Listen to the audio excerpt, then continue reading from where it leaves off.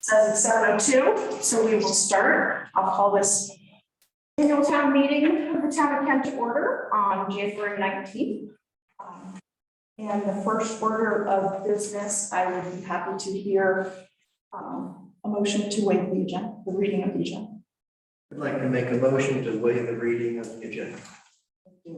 Need a second. Second by Scott Chewbacca. All those in favor? Aye. Opposed? No, no one opposed. Fantastic. And I will hear a motion under number one. Motion number one. Yes, make a motion to authorize the board of selectmen and town treasurer to borrow from time to time and upon the credit of the town funds for the needs of the town and to make and deliver the negotiable notes of the town therefore. Second by Joe Astley. Any discussion? This is one of the annual procedural motions that we do. Yes. On this first item, can you give more clarification on that? As to the selectmen and treasurer borrowing for needs for Kent? Like, it's pretty vague. How can you clarify that more? So historically, and anybody who's been here a lot longer than I'm happy to have you jump in. Historically, it's really just an enabling motion. There are lots of triggers and rules that we have to follow before we can go forward and borrow any money. Like anything above $20,000 has to go to a town meeting. So I couldn't go tomorrow and just, sign a check. The money has to be appropriated in the budget. So there are a lot of other, there's a lot of structure and infrastructure in place. And this is really just a sort of procedural blanket housekeeping. It's the standard language that the lawyer has us use every year. So we can continue to be operational. So it's not a question of a selectman and the treasurer going out and bonding, taking a loan out or something. Everything has to be, it has to go through the process of getting into the budget, and the budget needs to be approved. And basically, once all of that has taken place, then it allows Barbara to, go in bond if she needed to go in bond, but that would also need to be approved by the public, by the residents. Any other questions? All those in favor? Aye. Aye. Anyone opposed? Any abstentions? Alrighty, we will move to number 2. I move to appoint the following to the Kent Park and Recreation Commission: Elizabeth Bernard to a 1-year alternate seat to expire on 1/18/2024. John Grant to a 3-year seat to expire on 1/15/2026. And Blake Everett to a 3-year seat to expire on 1/15/2026. Thank you. Here's a second. Thanks, Wes. So this again is housekeeping. This has been through the Park and Rec Commission and the appointments that were done at this annual. Anybody have any questions? All right. All those in favor? Aye. Aye. Anyone opposed? Any abstentions? Fantastic. And our final discussion is a presentation of the 5-year capital plan. So does everybody have a copy of that? Fantastic. And since we have our snazzy right one.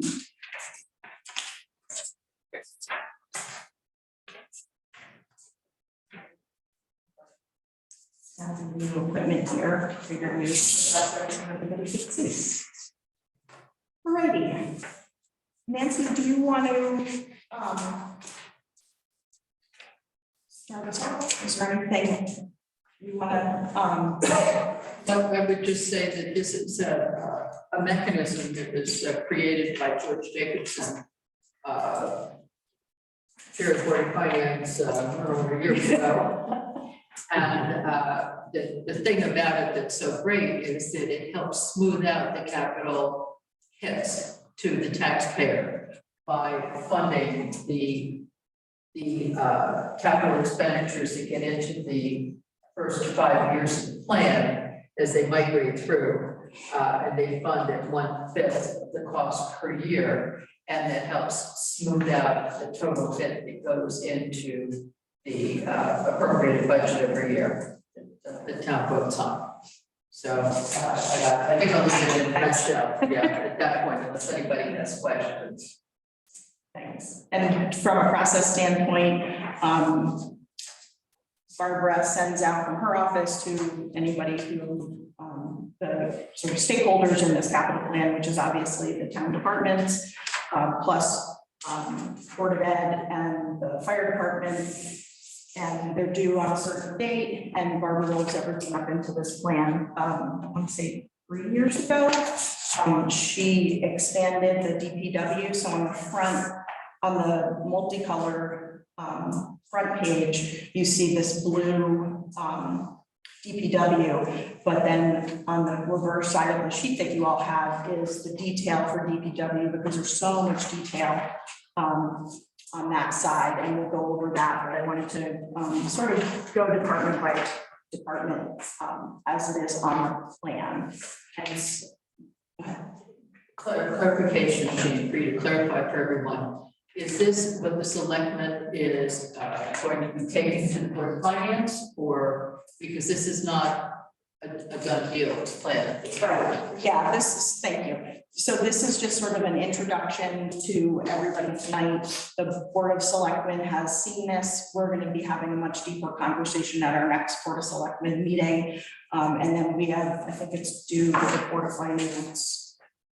February, yeah, your February meeting on the 15th. So this has been seen by the Board of Selectmen, but not discussed in any depth. So I'm going to turn the floor to Tom for the moment. Podium or back to the audience? Sure, and just project, because we're testing, we have a couple more microphones that we have installed, so we want to make sure that you get heard on them. Okay. Yes. So our submission this year is for a section of roof that will be out of warranty in 2034. So it's a 24,000 square foot of roof. We'd like to replace it with a fully adhered 30-year EPDM system. The cost in today's dollars is $1,092,000, and our engineer recommends an 8% escalation for every year it's deferred. So that ends up at $2.3 million by 2033 or 34. So we've actually proposed splitting it equally over 6 years, starting in 2028 up to 2033. And as you can see on your sheet, it would amount to about $393,202 each year. That was very helpful. I tried to circle it. Stuff like that. So fairly straightforward. You know, it's a thing that needs to happen. Happy to answer any questions.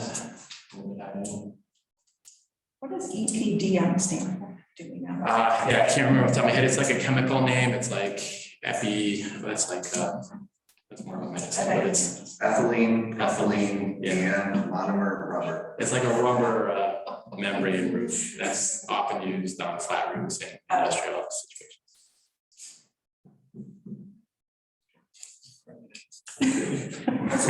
Places the tar and oil and stone back in the day. Any other questions? Just the sidewalk and paving that's on this side of the line. So we often talk about this side of the line. That's the heavy vertical black line down the center-ish of that document. That is that for all of the sidewalks? Yeah, that's, you know, to be honest, that was done before my time, but I'm assuming that's for all the sidewalks that are on the property of, you know, the school, right in front of the school there, up to the front door, around the side of the sidewalk there. And it's also for resurfacing, paving the parking lot. Not to ask the very hot button question, but is the plan to redo the sidewalks in asphalt? No, I think it was concrete, but I can double check on that. I mean, I don't know if we really want to get into this discussion tonight, but you know, the next section of roof that we need to replace next year, we're underfunded for in the capital plan. We've talked about this a little bit at the board of finance. So I don't know if it's appropriate to get into that discussion now, but one of the suggestions that we're working through is possibly moving that sidewalk paving number into the roof column or row to cover the shortfall, and then working out possibly something with the board of finance to replace that. What's your anticipated shortfall, Scott? For that, it's about what we have in the sidewalk and paving. It's like almost $400,000, I think. I think it's mainly, I'm not sure how they calculated it when they put it in, but I'm sure they did it correctly. I think we just got hit with all this inflation, you know, the last couple of years, but we're gonna be about $406,000 short right now. So the first funding of the roof is what's showing in 2024. Yes, those first two are what's left from that tranche, from the one that we would like to replace next summer. Okay, so there's already been money set aside. Yes, we already have. It's not really good. Yeah, we already have 482 available. I thought we had done it previous years, but I just bring my old plan and basically. But he's right, I have Yeah. that other sheet that Barbara. We have 42, they had asked for 798 total for that project. Which is a little short right now, but we're working through that. Scott, do the roof projects in 24 and 25 open up more roof for solar installation? Well, that's an interesting question. We were hoping to replace the roof this summer, as a matter of fact, but we had that solar project going on, which didn't include that section of roof originally to place solar panels on. But we've been pushed off with the solar project now for a couple of years through this pandemic. They said they were going to do it this summer, so we pushed the roof project off till next summer. So if everything is going to go according to plan, it could potentially open up, but with this deal that's been negotiated with the Green Bank, it doesn't include that section. However, I'm not positive that Green Bank deal is going to go through, because the way the Green Bank works, they identify a building, they identify potential, they get an okay to move forward, and then they come out with their engineers. So they had actually been calculating putting some solar panels on that section of the roof, which we had told them at the beginning is not possible. They, for some reason, they missed that. And they also wanted to put some panels on the section of roof above the gym with a steeper pitch. But our facilities manager had been saying from the beginning, he was pretty sure that that wouldn't hold the weight of the solar panels. So they didn't want to get into those details until they had an agreement from us that we would be willing to go forward with it if we could make the engineering work. So we're in the process of the engineering evaluation right now. We've communicated that to them, that, you know, that one section can't have panels, and the pitch is unlikely to do with full panels. So I'm not sure it's going to be economically feasible for the Green Bank at this point, but we're waiting to hear back from them. They've come out, visited the site, we've given them that information, and they're going back to look at it. So short answer is no. You know, but if it doesn't happen this next summer and we pursue another deal, then potentially it'll be a brand new roof. And I think that's an opportunity if we can put it, you know, like this instead of that. And I think this was probably a question for you or for the selectmen, but how many years can money that's been appropriated in the capital plan stick around in the coffers before it gets used. I'm gonna defer to our finance. It's a hot topic. Yes, right now, it's been- that we're actually looking at guidelines for this, because there is really nothing in place. Okay. And we have a few that have been hanging around for quite a while, and yeah. Thanks. Okay. I have a question. How do we interpret this now?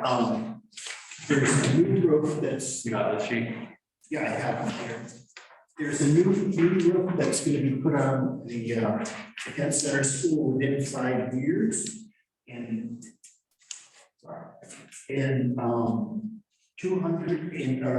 266,000 of that is going to come out of next year's payment. Is that how this reads? No, We replaced the roof in sections, so the section that's due next summer, the warranty's up next summer.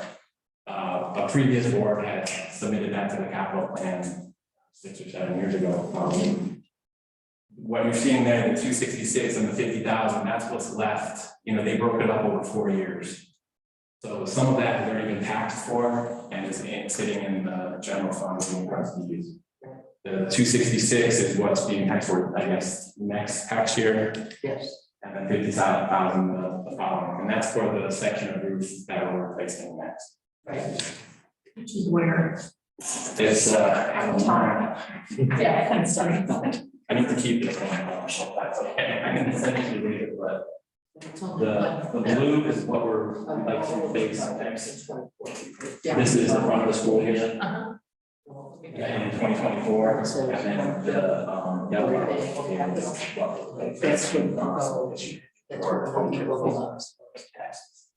Blue is. That's what The blue is the next section of roof that we're replacing next summer Okay. in 2025, and the yellow is what we're submitting now. Oh, for 2028. For 2034, it actually goes out. Okay. for 2036. Okay, got it.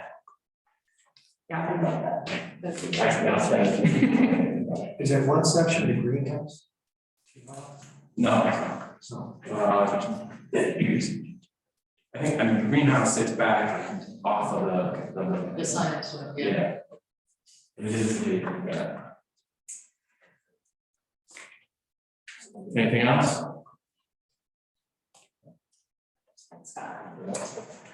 So moving on to DPW. And I think that he's, well, the roll up, as you can see, is, fair chunk of the capital budget. I did do some, if you turn over the sheet, Barbara has started adding little call-out boxes with information, and it's really quite invaluable. And you'll see and they don't show on this PDF unfortunately, but they do show on the printout. So you'll see a lot of the call-out boxes. For instance, start with truck 12. That is under fiscal year 2026. That call-out box says increase $10,000 on 11/30/22. So those are what Rick submitted for this capital, and a lot of the prices that he has been obviously monitoring over the years. This year, the unique thing with this year is, and going forward, is going to be the cost of vehicles. So he has between fiscal year 24 and 28, 1, 2, 3, 4 of the vehicle, all 4 of the vehicles that are in that section will be, let me go down there. There they are. Sorry, I'm managing too much stuff. So everything you see to the left in that first section, which is fleet, all those blue cells, those are all unexpected increases due to what's happening in the market. And then if you go to the right of the line, there are 2 vehicles, 2 of the 4 that are in that right-hand section. Those are also, he also put in increases due to what's happening in the market. As we go down into the equipment line, So in the fleet line, there's nothing new. Everything is, yes, everything is, an increase. The other $65,000 one.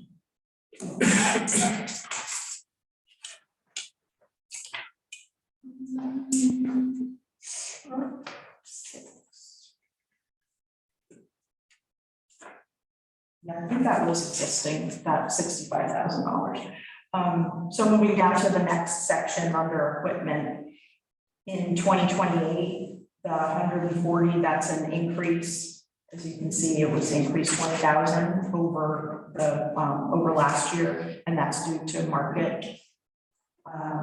There's a new Buffalo blower that was put in fiscal year 2028 for $20,000. And in that section, to the right of the column in fiscal year 31, was that the roadside mower tractor was increased another $5,000. So where's the blower, a Buffalo blower? I keep You don't looking see at any it. Buffalo around here. There's a cartoon in my head. Lots of buffaloes getting blown around. Matt, do you happen to know what a buffalo blower is? I bet Jared is, he might. Already looked it up. It looks like it's an incredibly powerful blower that will clean off road surfaces of debris. Yes. Like a leaf blower times a thousand. Yeah, for storm cleanup, Yeah, it goes behind trucks and Okay. can be used on Thank you. other services. going down to the next column to roads. I believe there's nothing happening to the left of the line. There is one new project, your Mountain Road to the right, at $600,000. And these are all on a sort of larger cycle of RICS as far as how old the road is, same with the bridges. Moving down to bridges. What's the $200,000 for Studio Hill that's been funded? That's a drainage project that is up towards where the Inworths used to live. It has to do with the pond. And Rick and I had a brief conversation about it today, and he said it's just been busy. They've been down that one employee for quite some time. So it's the road along the pond there? I believe so, yeah. It has, And it doesn't have anything to do with the 7 Mars. I don't think so. He said it was up near Indorfs and next to the pond. Well, indoors were far away with the, yeah. Yeah.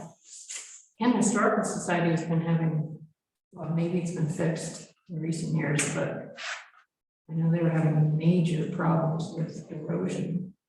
Oh, really? Yeah, I believe it's just past the pond on the left. There's an open ditch drain that's been there for since I was a little kid. Yes, many years. And so I believe that what they were talking, one of the original going back years now was to put catch basins and culverts in there and sped up the I think it goes up the road, up basically starts at Andorf's, Yeah. just below that, going past down the road on that left side, so I actually remember. Yep. Yep, across from where you guys lived, and Yep. that other side, that ditch that was there, and then end by the pond at the beginning in the causeway, so that would go off, so I think it would go into the pond or go to the causeway, that way that comes out on that side of the road. But on the north side of Studio, so that section, that isn't too long, but in that area. Thank you. And then moving to the right of the line, all the way out at 3233, there are $200,000 bridge rehabs. I don't know where those bridges are. It's Bridge 2 and 3 and Bridge 7 and 8. Continuing down, is it for anything new or changing prices? Salt shed was in. What's the siding scheduled to be changed in the garage? The pink garage has gotten pretty grody looking. Yeah, you can imagine, the price of metal has gone up significantly, so, he's gotta look into that again. Sorry? He's gotta get the pricing again for it. So that's. KBF, I'm gonna turn the floor over to the department president and fire chief with us this evening. There's his backup. In purple.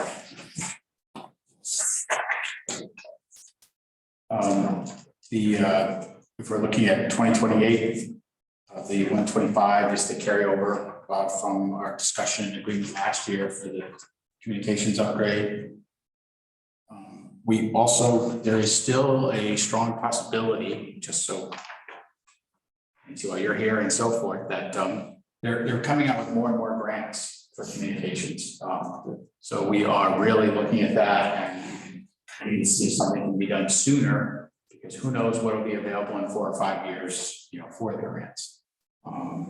The president and a person in town, her name is again Elizabeth Place. Elizabeth Place, has stepped up, and she has been very energized and excited about helping with grants to save money and so forth. So I can tell you, I'm very hopeful that something can be done maybe even sooner, and through a grant process that will take care of a huge help for the fire department and for the town itself in that area. But as we know, we want to keep it in there, and then as things happen, we're seeing all these shifts in prices of an increase, a huge increase. So if you go down to engine 2, this was the first year that we're looking, because of the 5-year stretch, to be able to fund that for its replacement. Engine 2 is our newest engine currently. It's the primary, it was got here in town in 2013. So we'd be looking by the end of that to make it 20 years old by the time it would come. So unfortunately, these numbers that we had in prior, the carryover, when we go and meet with the Board of Selectmen and Board of Finance, those numbers are, all indications are overwhelmingly that those numbers are not enough to fund that at that point. So we'll have further discussion and further information in the next try to budget.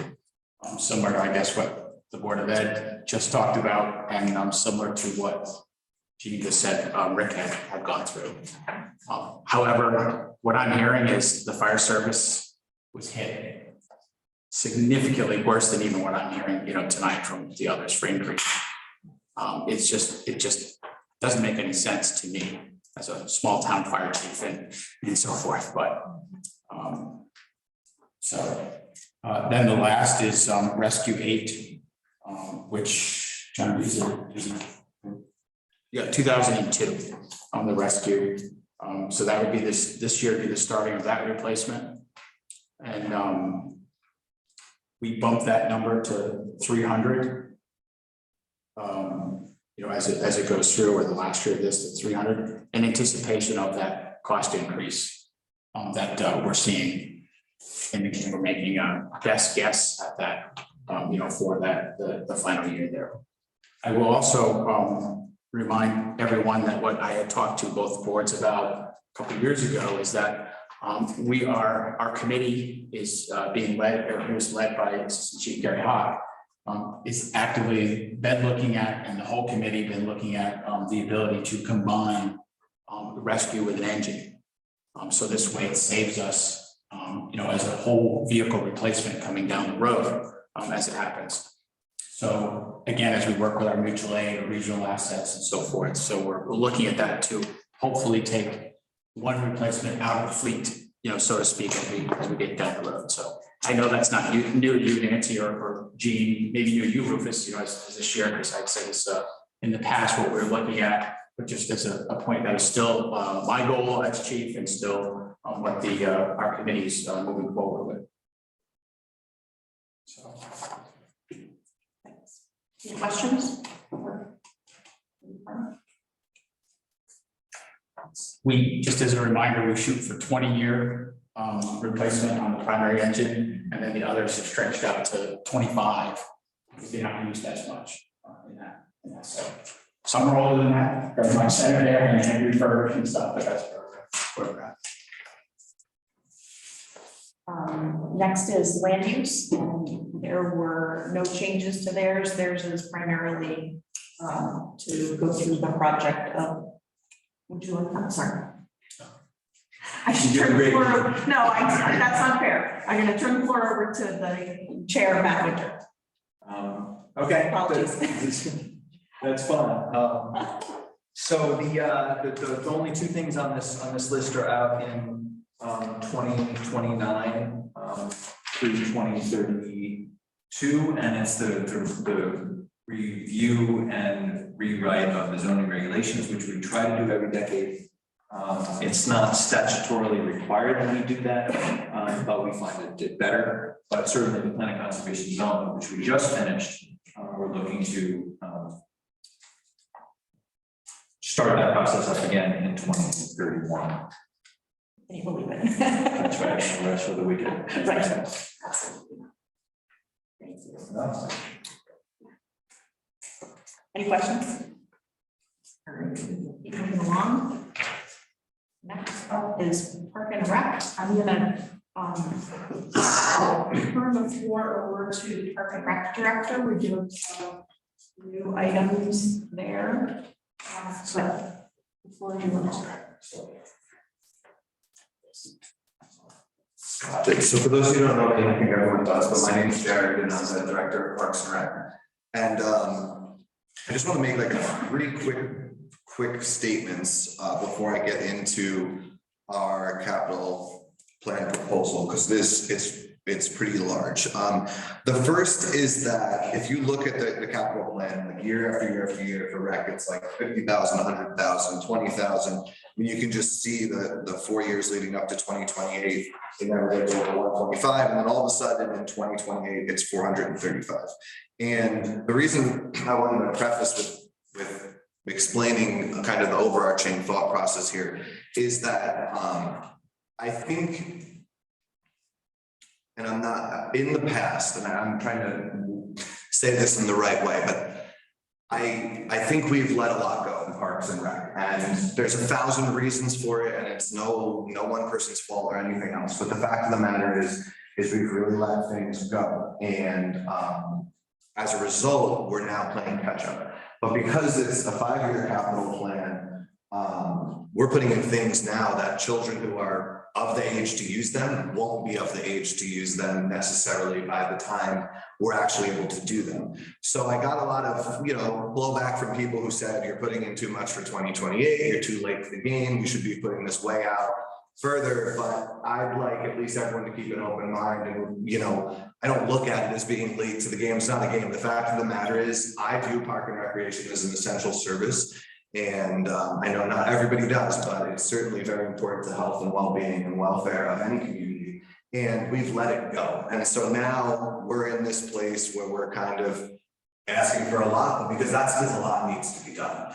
And I'm going to explain everything and why we requested what we requested, but I want everyone to just kind of keep that in mind. It's not like we're just asking for more and more. The fact of the matter is we never really asked for much in the first place. So now I'm just, myself, the commission, Rufus, we've all been really spending an immense amount of time figuring out how we can get Parks and Rec back to where it needs to be.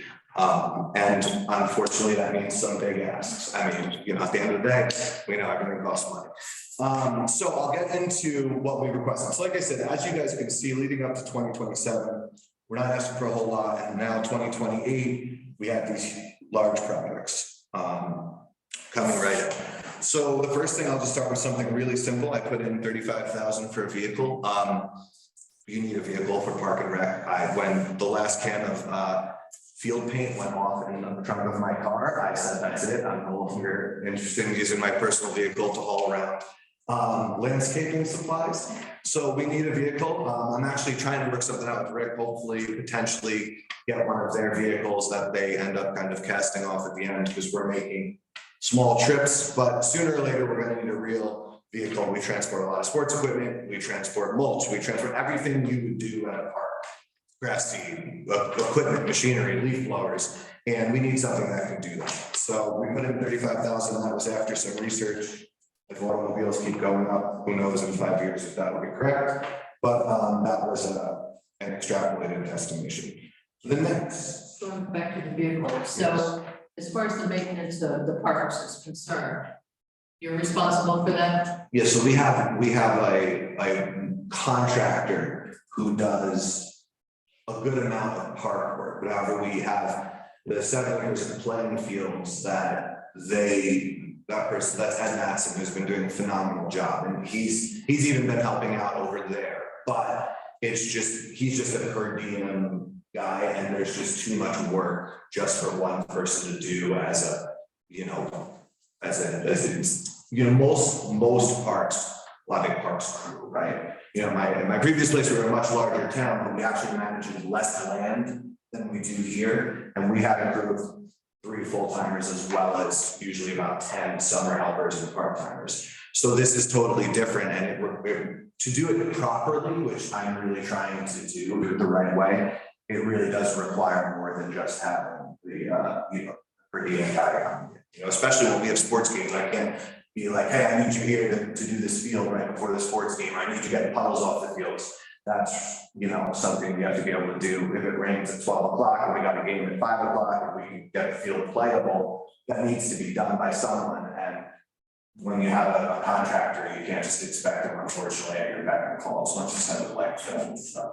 But yeah, the way we have it currently set up, and hopefully in the future, there's still be room for discussion on how to, change that. But the way we currently have it set up, it does require, our staff and volunteers as well. We have a lot of volunteer working the fields and parks. Sorry, I'm a little inarticulate tonight, but it's been just as that basketball for a moment. Okay, so that was the first one. That was really, really simple. So the next thing we wanted to put into our proposal was what we're trying to do is look at the 2 parks, both of which need, as I said, a tremendous amount of improvement, and kind of come up with these ways to really turn our parks into attractions.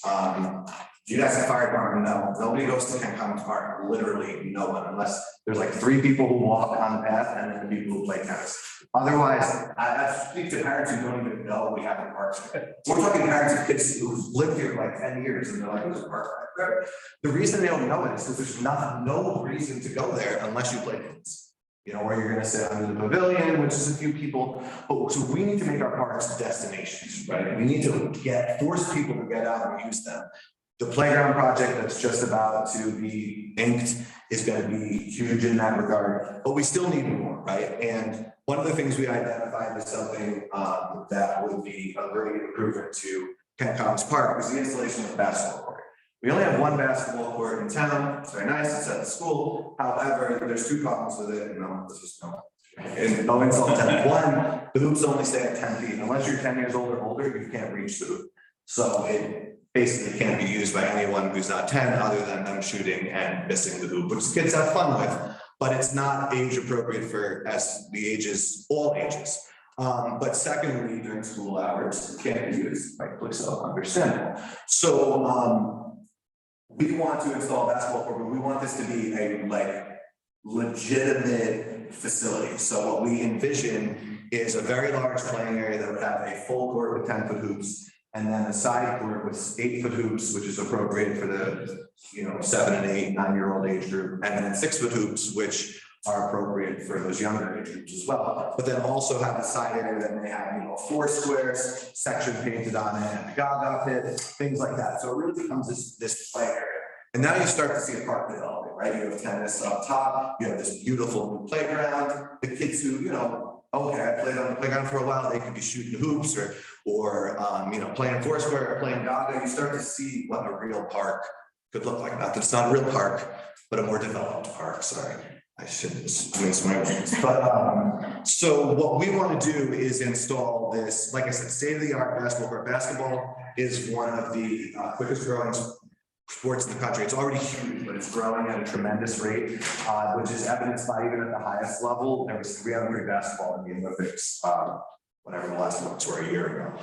So it's tremendous. It's a tremendous activity. And if you go just anecdotally, go to any park, anywhere in Connecticut, New York, wherever, if there's a nice basketball court, there are kids there from the moment they get out of school till the moment the sun goes down. It's everywhere you go. It's great for physical health. It's great for adults. It's great for kids. So we feel pretty strongly about, this being in our proposal. And as I said, being one of the key pieces of now a park that's going to draw people out. We put 100,000 in for that. And that was after a decent amount of research. And I tell you, in 5 years, it's only going to cost 100,000. I have no idea. But that was with some good research and factoring in inflation and everything else. Sorry, I will. If those of you who know me, I talk a lot, so I'm gonna have to walk this proposal tonight. Okay, so the next thing, right? This is the one I am most excited about, but it's also the one that is the most expensive. Is a spray pad / splash pad. Does everybody know what one of those is? Are there? Okay, so for those who don't, because I'm gonna, even though I asked you and you all know, I'm gonna tell you anyway. It's basically like this. It's like a big playground, but it's all water features, right? So picture the coolest playground you could picture, and now water coming out and shooting all over, and sequenced water hoses and buckets dumping water, and it's basically this enclosed system of water that continuously gets pumped out. It's usually motion activated or whatnot. It depends on what you get, how grand of a project we want to go. But basically it becomes this great play area and an area to cool off, relax, and refresh. And that really segues into the question that I have heard for 11 and a half months, basically every day. What's going to happen to the pool at Emory Park? And so basically we've had probably a half a dozen meetings with the Kent School, and we're really trying to set up a comprehensive swim program with them. And we're, I'd say 80% of the way there. It's going to happen. It's just a matter of the nuts and bolts. And we see this as being something long-term where we can offer, right now we have 3 programs we're basically going to lock in. One is Learn to Swim for kids of all ages. One is an open swim for adults, an open swim for family, and then a senior aerobic, aqua aerobics, aqua Zumba, things like that. And the Kent School they're all in. I mean, we've been doing skating there for years on their rink. So this is just a logical step, right? They have a pool that basically sits empty, except when the swim team is either having meets or practicing. So if we can set up this comprehensive swim program, now you have your pool time, right? You have all these times where you can go in and use the pool. You have the splash pad at Kent Commons Park, and you have that outdoor water element all summer long. I'm sure you can envision it in your head, all these kids hanging out, the parents hanging out, the kids running around. Some of them are shooting hoops, some of them are at the splash pad. Everybody's running around having a great time. And so what that means is then we can actually start to define a plan for Emory Park, which, if all of this goes through, as I certainly hope it does, we would ultimately get rid of the pool at Emory Park. I know. Lynn's gonna go right about that. For me. But that would be the ultimate plan. And this is all done with backup. It's not like we were just like, hey, let's just do this. The fact of the matter is, all of the stuff, the things I've gotten from when Donna was giving me and land use, is the overarching feeling. I know there are some people who are very fond of Emory, and I'm all about honoring, the legacy and the people who've lived here forever. I'm an outsider, I get that.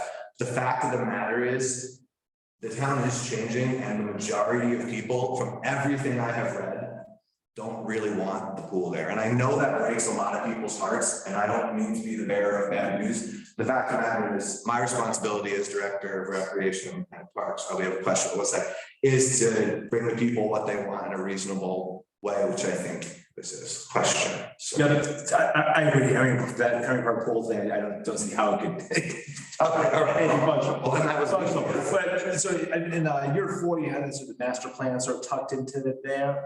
So wondering why the master plan isn't sooner in the plan. So that was done, I don't know if we were on before, but I just started less than a year ago.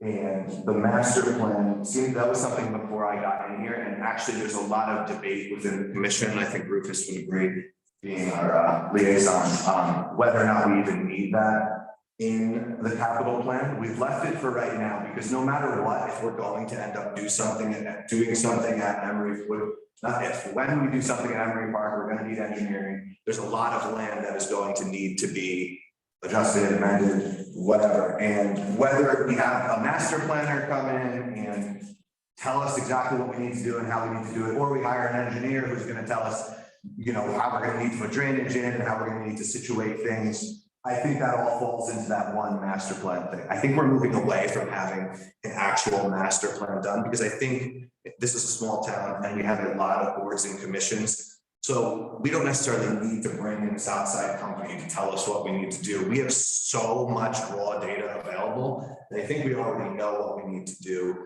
and how we need to accomplish that without a master plan firm. So I would say that if we don't. So that's not just a plan for the Parks and Rec going forward, what gets prioritized, what gets de-emphasized? What they wanted to do with the master plan was more of a parks master plan. Yeah. So the commission previously, but like I said, there's discussion as to whether or not we really need a parks master plan. And as of right now, I don't think we've really come to a consensus, so I don't want to say either way. But like I said, our feeling is that if we don't have a master planner come in, this is still going to have to go towards some kind of a conceptual plan for the park or something that an engineer would have to do. And they're closely enough related that we want to leave it in. But I will say 25,000 probably begin to cover true engineering for something like that, but this person. If you want to get rid of the pool at Emery, why wouldn't you move the splash pad there rather than? That's a great. Kent Commons just doesn't have that much room compared to Emery. So that's a great question, and the easy answer for that, because this is something that we thought about a lot, is that not only was the consensus that we've seen in all of the resident feedback that they want some kind of a new and exciting outdoor water feature, but it's that they want it in town.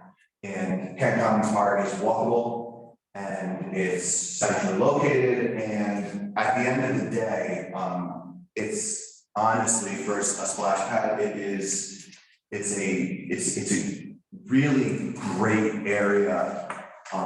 And not that I don't love Emery Park, but I think Kent Commons Park offers us really a perfect location for it. And if you just were to look at it in passing, you'd say it doesn't have enough space, but it does. We've gone through that, looked at, we've used CAD and everything else to look at it from above, and there's definitely enough space. Which would basically be for splash pad, basketball court, and additional parking. And then that part would be tapped out. But it would be really, like I said, a full park.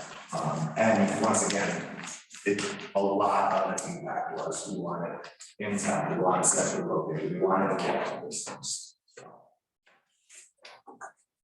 Any other questions? All right, bring it on. I love this.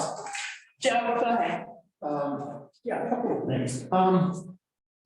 Can you run that by me again about what you mentioned replacing Emery Pool with a rental at the Kent Pool for use of their pool there? So I wouldn't call it a replacement. I would call it basically a totally different approach to water activity. Whereas previously, your only option was an Emery Park and the freshwater pool and the little beach there. Our direction is, instead of trying to rehabilitate that or say, hey, we want to put in a new chlorinated pool at several $1 million pop, we want to basically kind of have a two-headed approach where we have our outdoor water feature, which is this splash pad, which is this great, kind of recreational hangout area. And we have our indoor water activities and our pool activities, which we'll be doing with the Kent School. And I would look at it maybe like this to conceptualize it a little differently, is let's say I said, you know what, we don't want to go to Kent School anymore, we're gonna build our own indoor ice rink. Right, everybody would say, well, that's crazy, we have Kent School right there. That's the way I look at the water. If Kent School wants to work with us and we can establish this long-term relationship with them, instead of dropping millions of dollars on a new pool or pouring 500 grand into the freshwater pool that people on a whole don't really want, we now have this third avenue going to the school and taking advantage of an amazing resource that they have there. And the other thing I wanted to ask was that, from the ARPA committee, it was recommended, it was recommended to give $40,000 to Park and Rec for, and was ratified by the Board of Selectmen. To install some kind of like fitness stations at Yeah, so when will that be done? So it's interesting that you should bring that up because that wasn't what we applied for. We applied for $40,000, actually for whatever the amount was, to fix the drainage problems that we have at Kent Commons Park, which anyone who's driven through the parking lot knows it's a hot mess. And the $40,000, I don't see how we're going to be able to solve all of those issues and put in the fitness equipment. And the drainage really has to be a number one because we want to, over the next 5 years, we're hoping to do a lot of building. And we need to figure out a way to get the water diverted, not through the park, but around it. So that's going to be something in the spring that we're going to start to address. Now, I know the ARPA committee recommended some outdoor fitness equipment along with the drainage, but I don't see how we're going to be able to accomplish those. So what would you have to have, engineering study, something like that? Not necessarily. I've been speaking with Rick and I'm actually going to have a contractor out there hopefully in the next few weeks, and we're going to determine the best direction to go. You know, if depending on how comprehensive it is, yeah, we may need to have engineering done. I'm not expert by any means in any of that, so I'm trying to speak to the people who know a little better than I do and come up with a hardy plan for them. So that would be in the capital plan? No, so that would be the ARPA funds. No, but what I'm saying is that if it, you know, if it costs more than what you anticipated, it would go into the capital plan? We honestly haven't thought that far into it, so we're still at the very beginning stages of determining what needs to be done, because we want to do this the right way. And I have no concept of how much it would cost at this point in time. And it would have to, if it were gonna go into the capital plan, it would have to be at least, you know, it would have to be likely to the right of the line, so it would be 2029. And I don't know if a drainage project could wait. No, unfortunately it couldn't. But that's what I mean. I'd rather not speculate. I mean, we're getting into a lot of hypotheticals and I don't have the answers and I don't want to stand up here and pretend that I do, so. But it's something that needs to be addressed and it will. But I mean, don't you have to have some kind of a drain, you know, have a handle on what the drainage situation is, or say like this new playground that's. Yeah, so part of the bid specs is that the people who are putting in the playground, they have to do all appropriate drainage all around and through underneath the playground. So any water that does end up that way will be properly diverted. However, I will say that our current playground, and this will be placed in the same way, it does not have issues with water retention. We dug out all of the old engineered wood fiber. There was no rot other than what you would normally see. There was no stagnant water. So we do have a good surface in that area for the playground. So I feel very confident that what we're going to end up with there is not going to be affected by water any more than it would normally be.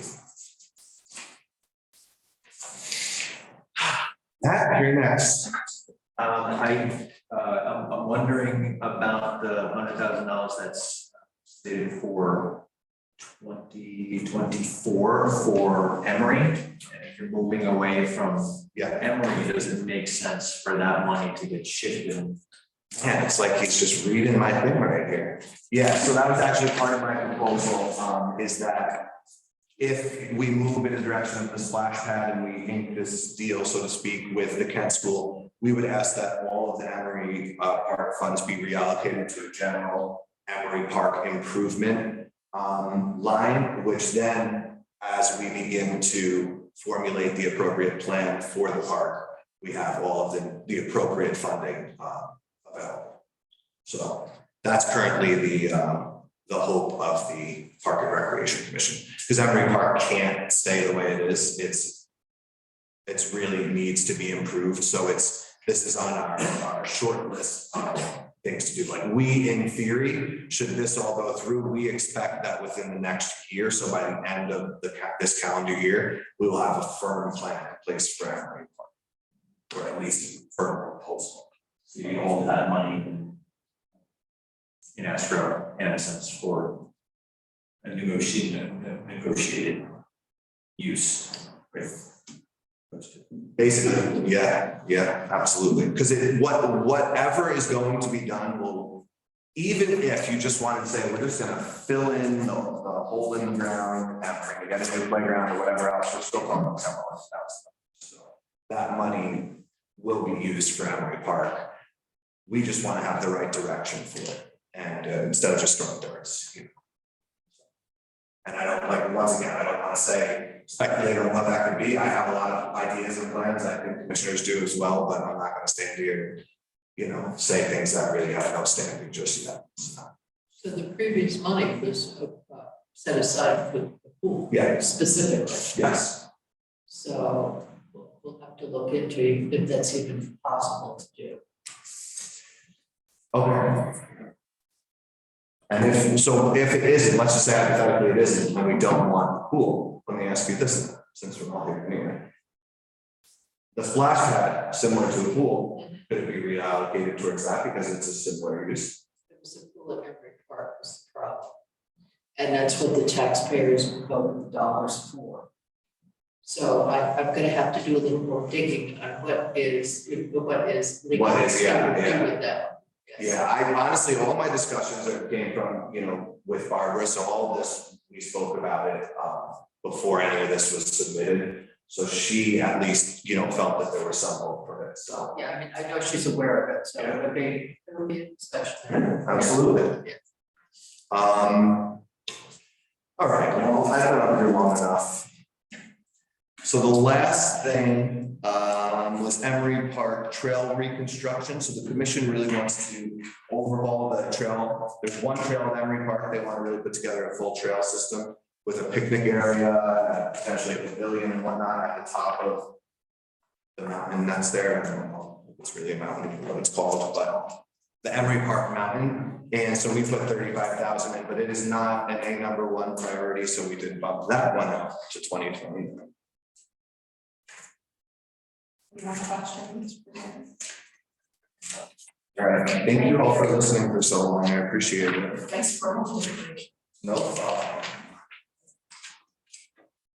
So the next section is for revaluation, where I believe we've signed the contract for the upcoming reval. And then you'll see in just to the left of the line there in 28, another rebound, and then I think this is I think the one in 20 is a full, and then there's another one 3 years later.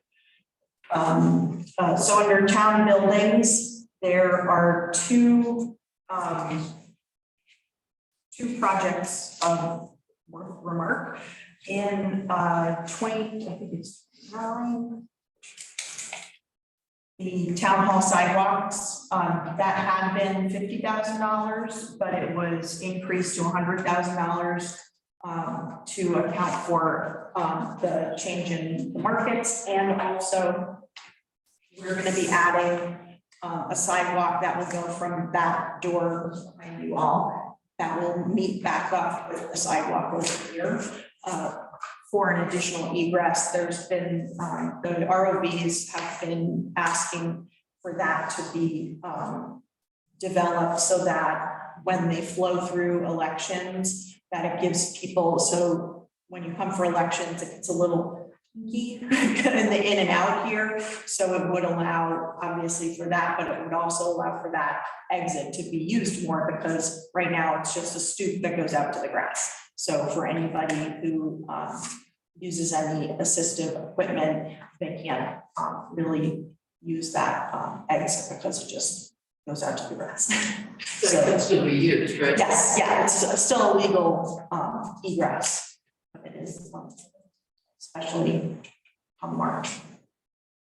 The next project is the Swift House. As you can see, we put in $200,000 over 3 years, and that's for pretty much a complete renovation of the exterior. So that would include paint and the decks, exterior repairs and paint to building and decks, addition of ADA entrance and driveway parking space, upgrade of the restroom to ADA standards, new replacement windows, renovate the kitchen, new flooring rather, interior wall repair and paint, upgraded electrical and lighting, what's called a rat slab, which is sort of what you think. It's a concrete slab under the back.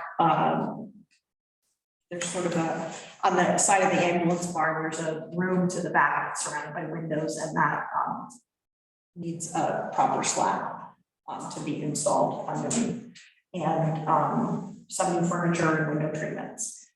So it's far out. We have at the next Board of Selectmen meeting 2 proposals to review for and from architects for an assessment of that building to see what sort of the vision could be for that building. That's probably going to be a fairly long conversation that we're going to have. But we need to decide what we're going to do with that building.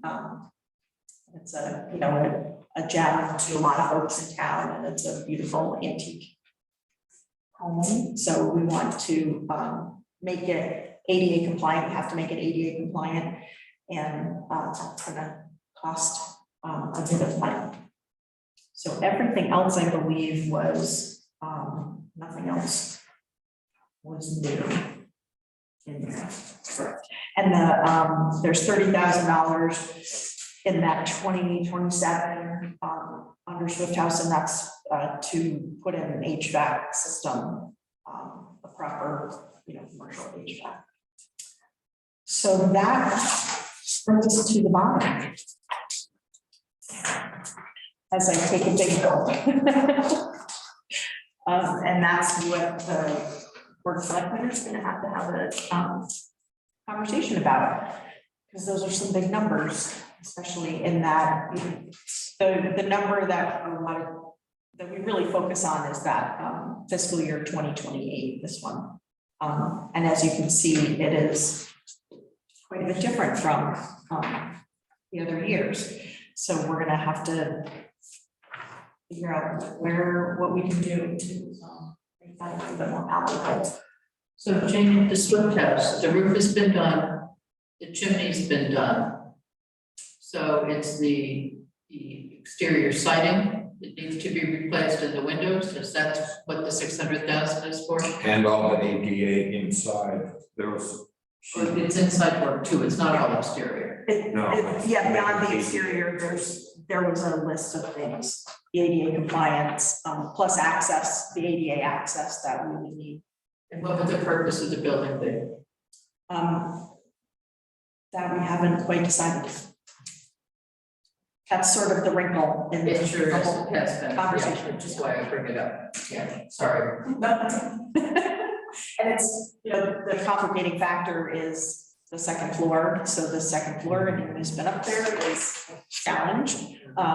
And we couldn't, as a municipal building, right, it can only be used for storage, that's what it's actually, that's the use currently for it, and there's a lot of, challenges with the second floor, and if we wanted to make it, you know, a rentable space or something that the town owned, we would likely have to put an elevator in, which is a large expense, whether, and on that building, it would be a unique challenge. So.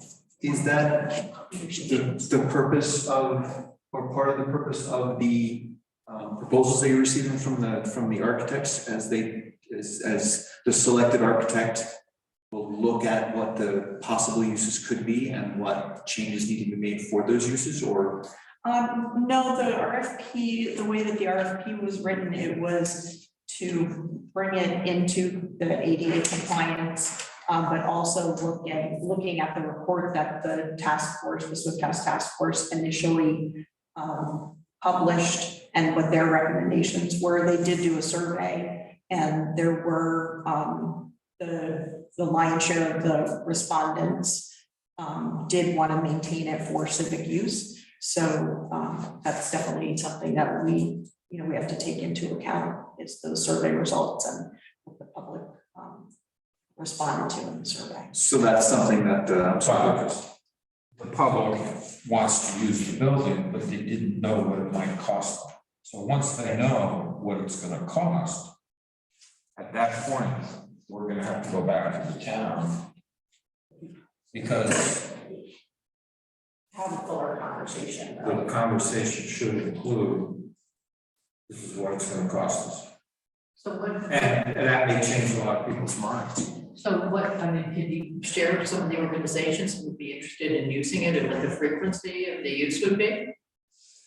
Have we got there? There could be all kinds of, But what organization stepped up and said, yeah, we'd really like this fixed up, because I know the informal club used to meet that person. Right, the garden club has used it for years and years. They have storage there. Obviously, the chamber, they have storage and an office. They don't use it for office purposes right now, so they're just using it for storage. But they have said that they would be interested in using it for possibly even not only an office for their director, but to possibly have sort of open hours on the weekend where visitors can stop by and get information from the chamber, and they would staff with volunteers and such. And Chris Garrity pulled a group of some civic organizations informally together just to see if they would be interested in using the space. There were, again, it was very informal. So I think we need to, once we decide on who, how we're going to proceed with the assessment with an architect, find the money to pay for that.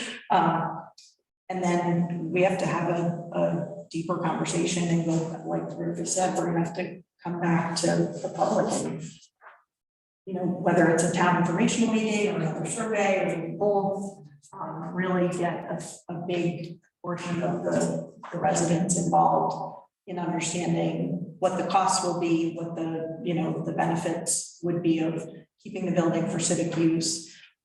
There was one of the questions did talk about keeping it for civic use or keeping it for possible potential town hall, future town hall expansion, and it was, the respondents were really more towards that civic use, to be able to use it for lectures and civic groups to.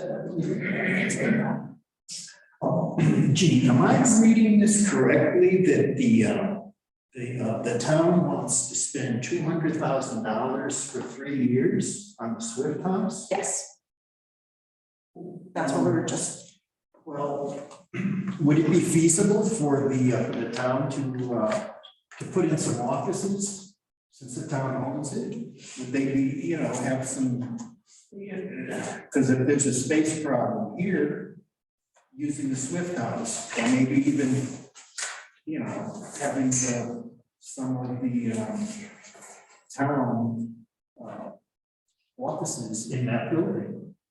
That has been talked about in the past. The results of the survey did lean towards, people wanting it used for civic space. So for, the Boy Scouts to meet, or the Girl Scout troop, or the garden club, chamber, for the chamber to do activities there, like, or the historical society, they have their, Seven Hearts, that's outside of town, but if they wanted to have an in-town, event.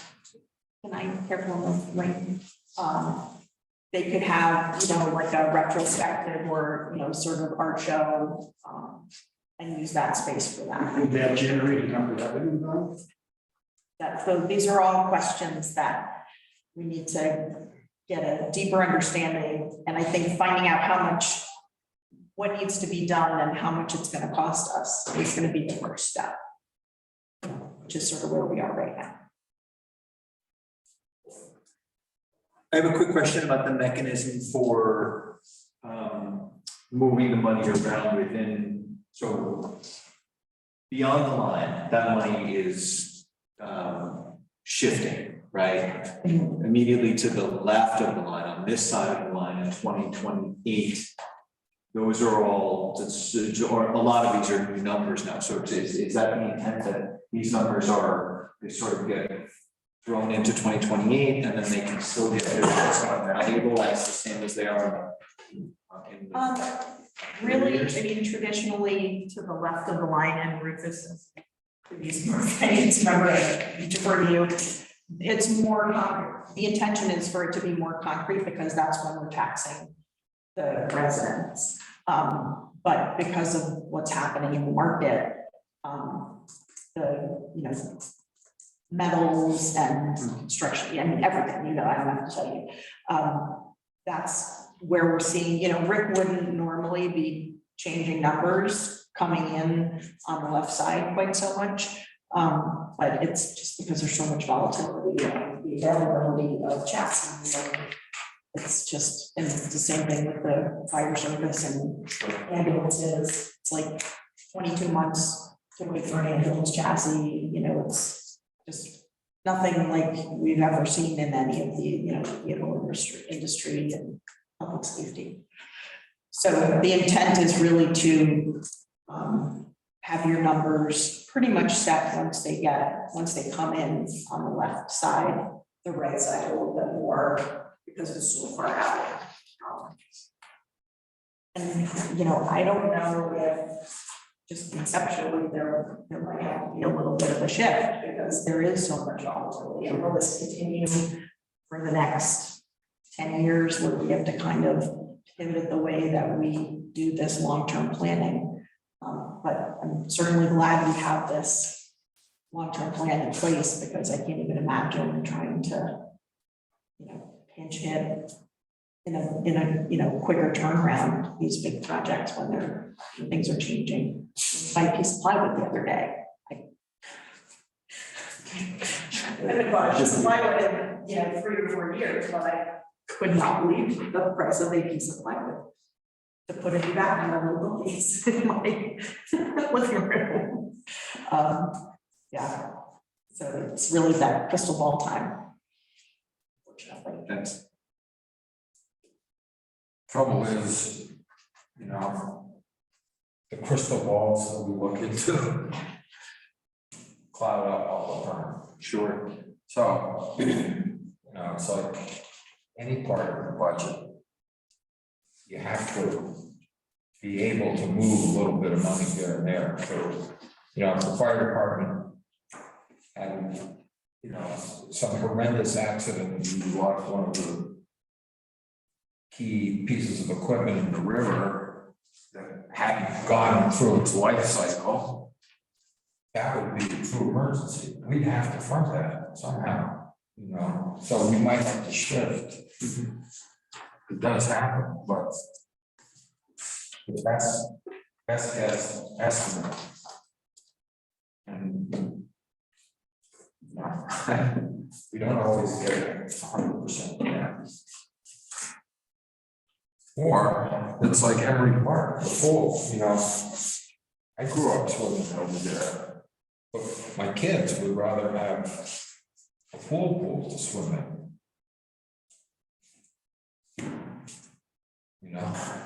They're all for trying to get Kent School.